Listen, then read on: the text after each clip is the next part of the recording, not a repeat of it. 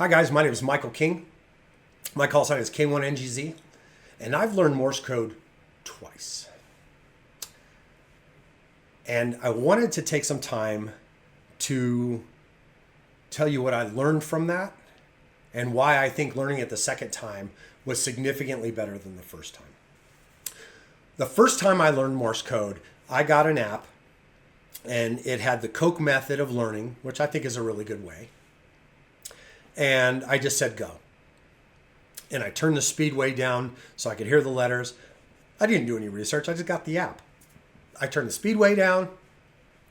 And then I started learning. And then I was really starting to get interested in it. So then I started doing research on learning. And I'm like, oh God, I'm too slow. So I turned it way up. And then I learned about Farnsworth spacing. So I started spacing out my letters. And I learned Morse code. And I was fairly successful. I got to the point that I got a kilo doing Parks on the Air, doing Morse code. But if you ever went off script, if you know anything about Parks on the Air, just like in voice, there's a very kind of a script you follow. Go ahead, K1NGZ, go ahead. Yeah, I got you 5-5 in Delaware. Oh, great, thanks. I got you 3-2 here in Arizona. Okay, 73s. Same thing in Morse code. It's a very kind of concise script with a little bit of wiggle room in there. But for the most part, if somebody went way off script or asked me a question, gone, never. Even though I got a kilo, if you went off script, I didn't get it. Okay. Then life got in the way, tragedy and terrible things and just life. And I didn't do any ham radio for almost a year, which I just kind of regret. I wish I had stuck with it, but. In retrospect, the way I learned the Morse code the second time was way better. And I think that my progress in Morse code is significantly better than the first time. And I've only been on the air a few times since I got back on the air in learning Morse code again.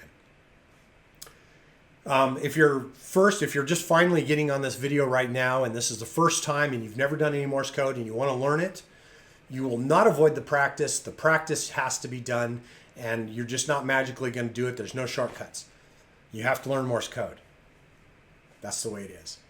But if you're going to learn Morse code, do not have any paper reference to Morse code around you, not on the wall or anything like that. Take it, put it away until you know Morse code, because that only is going to detract and could possibly send you down a road you don't want to go down of conversion of Morse code to dots and dashes to letters, okay? You just don't want to do that. Morse code needs to be copied by the sound of each letter and eventually the sound of each word, okay? Each letter makes its own sound. Just like when we use the words to describe a letter, W, for instance. The word W is a sound, and we immediately associate that to the W, right? And when you're doing Morse code, it's the same thing. You don't want to ever convert to dots and dashes before you get to the letters. You don't want to see dots and dashes in your head. You want to hear a sound and convert it to a letter right away, okay? Dot it. That's R.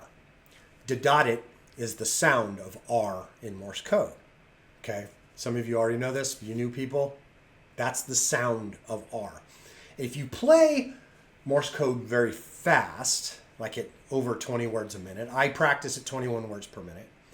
If you play it at that speed, you hear the sound of the letters, not the dots and dashes anymore. And by that, it allows you to convert it. However, this is where I diverge greatly from the first way I learned. The first way I learned is I played a letter at a very fast speed.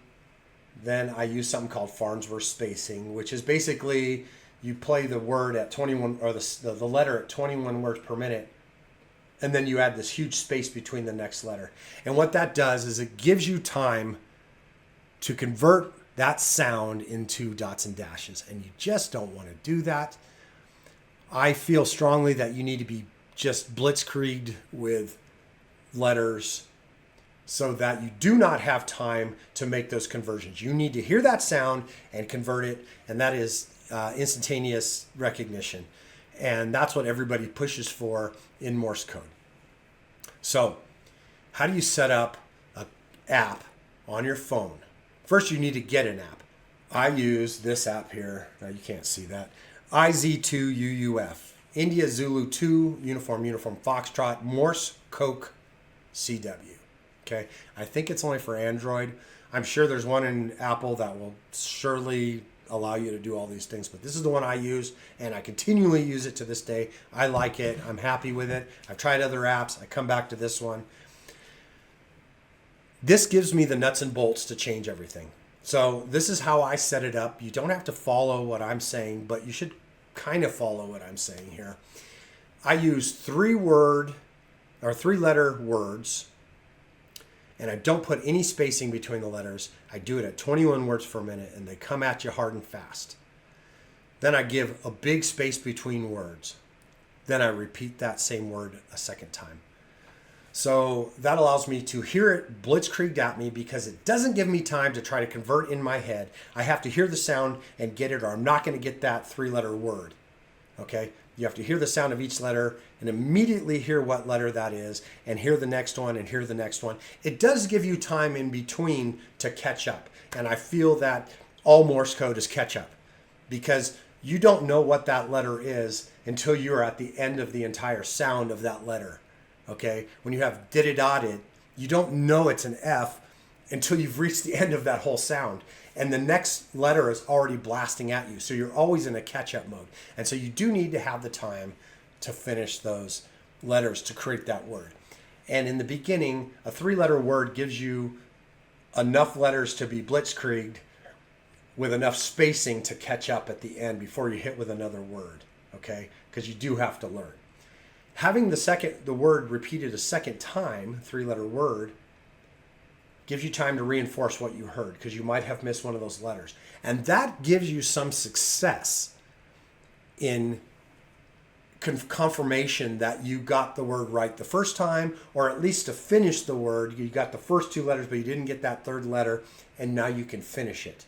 And that gives you success. And that success keeps you motivated and keeps you going. And also allows you to have those moments where you get all 3 letters, especially difficult letters that you've been struggling with, and you got all 3 of them, and now it just confirmed it. Because I don't like to sit here and look at my app while I'm doing Morse code. I'm generally riding my bike, or I'm laying in bed with my eyes closed listening to this. And so that allows me to confirm that I got those first 3 letters when I hear it the second time.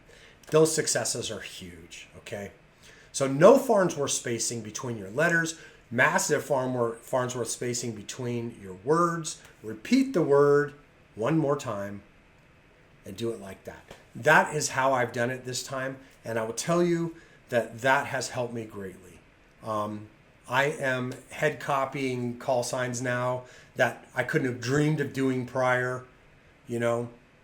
When you finally get on the air and you're copying call signs, people don't say it on the air, especially when you're watching videos of people, you know, new people doing Morse code and stuff. But that feeling of copying a call sign without having to ask again is kind of cool.